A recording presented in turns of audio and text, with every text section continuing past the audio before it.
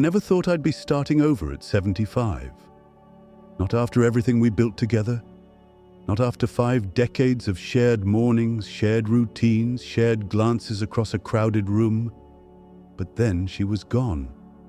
And the house, once full of conversation and little disagreements and her favorite music playing from the kitchen radio, fell silent. People told me it would get easier. That time would help, that I'd adjust. But here's what they don't tell you. Grief in old age isn't loud. It doesn't look like tears or anger.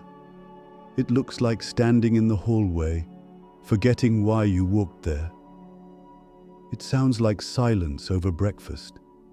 It feels like the absence of someone who used to finish your sentence before you could. I've been living alone for a year now, and though the pain has softened, it hasn't gone away. But in that time, I've learned some hard truths, lessons I never asked for, but now carry with me. So if you've lost your spouse after 70, if you're sitting in a quiet home that feels unfamiliar without her, maybe these will resonate.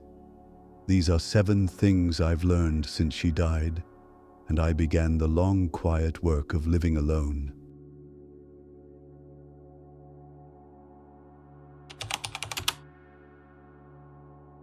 1.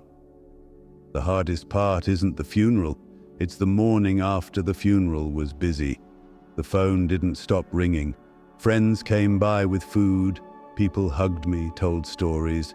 It was exhausting, but I was distracted. The real grief came the next day, when I woke up and realized the house was still and would stay that way. That's when it sinks in. Not during the eulogies, not when you're wearing the black suit. It hits when you open the closet and see her clothes still hanging, when you make coffee for one, when you realize you have no one to say good morning to. This kind of grief in older adults is subtle, slow burning. It lingers in everyday moments. And it's harder to talk about because people assume you've had your time. They don't realize you're now facing the longest stretch, alone. 2. You don't stop talking to them. You just stop expecting an answer. I still talk to her. I tell her when I burn the toast, when the mailman delivers a package she would have loved, when the grandkids call. Some people might call that denial, but I've come to believe it's something deeper. This is what life after 70 looks like for a widower. You carry their presence in the small things, and talking to her, even in whispers, reminds me that I haven't lost everything, just the ability to hear her voice.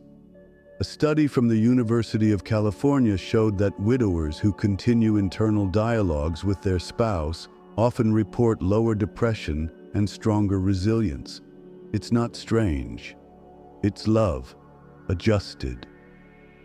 If you still talk to the one you've lost, even just in your thoughts, you're not alone. Drop a yes in the comments if you've ever whispered to someone who's no longer here. Let's remind each other that love doesn't end with silence. 3. The world gets quieter, and not everyone notices you're still here. This one surprised me. After she passed, I expected loneliness, but I didn't expect invisibility. People stopped calling, invitations slowed. My kids love me, but they're busy, and I don't blame them. But I wasn't prepared for how easily the world moves on, while you're still sitting in the same chair, staring at the same 4 walls. Loneliness after 75 isn't about being alone. It's about being forgotten. So I started doing small things to remind myself I'm still alive. A walk every morning, saying hello to the neighbor's dog, calling my brother even if he doesn't answer. If you're in this season too, remind someone you're still here. Don't wait for the call, make it. Because your presence still matters, even if no one's knocking on your door. And if this is resonating with you, please share your story in the comments. Your words might be what another widower needs to hear tonight. And if this channel gives you comfort, don't forget to subscribe. You're not alone here. 4. Routines become your lifeline. After she passed, everything felt disorganized. She was the one who remembered birthdays. She knew what medication I needed, when to pay the bills, when to defrost the chicken. So I started writing things down, making checklists, building a rhythm. Every day I wake up, open the curtains, make tea, and sit by her chair, even if no one's in it, because in the absence of the person you loved, rhythm is how you survive. This isn't about productivity, it's about peace. Elderly wisdom isn't just about what you know, it's about what you repeat every day to stay steady. 5. Her absence shows up in the smallest places. Grief doesn't just live in your chest, it lives in her favorite coffee mug, in the sweater she left behind the door, in the bottle of lotion she never finished. I once opened a book she had bookmarked and had to put it down because her handwriting in the margin made me cry. A single word: hope. These small reminders don't stop hurting, but they also remind me that she lived and that our love was real. After 70, you don't get new beginnings, you get echoes, and you learn to live in the echoes. If something small brings them back to you, a song, a smell, a coffee cup, tell me in the comments.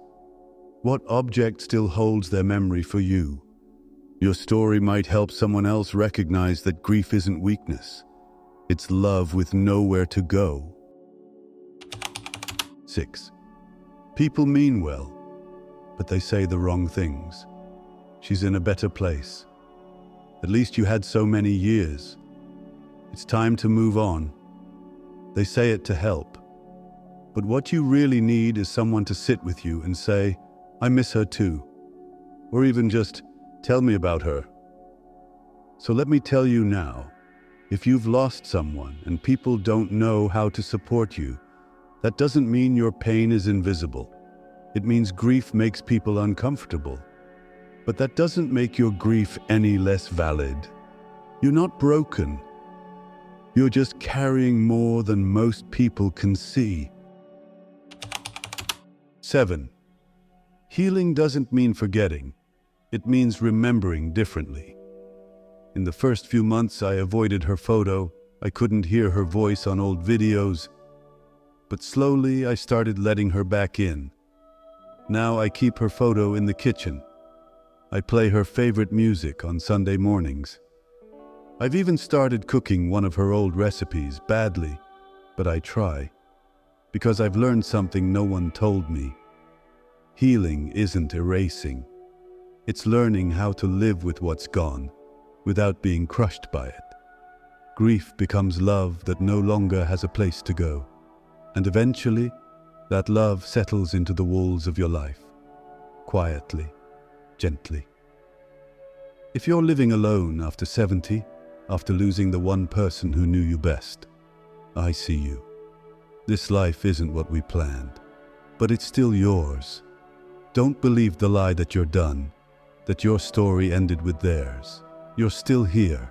You're still becoming. And if this video gave you something to hold on to, share it. Subscribe, leave a comment, or just sit with the words. Because sometimes all we need is to be reminded we're not alone in this silence.